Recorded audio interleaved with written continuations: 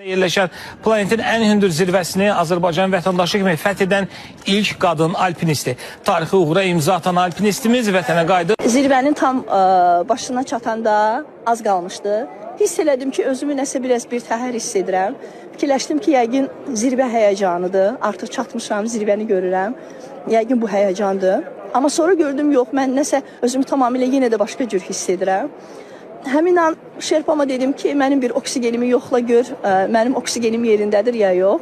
O oksigenə baxanda gördüm ki, gözlərini bərəkdi ki, sənin oksigenin yoxdur. Həmin an gördüm ki, bədənimə oksigen artıq çatmır.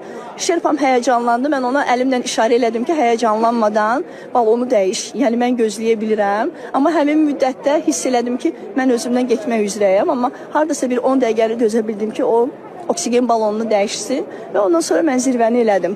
Bu biraz qorxulu an idi, amma öhdəsindən gəldik.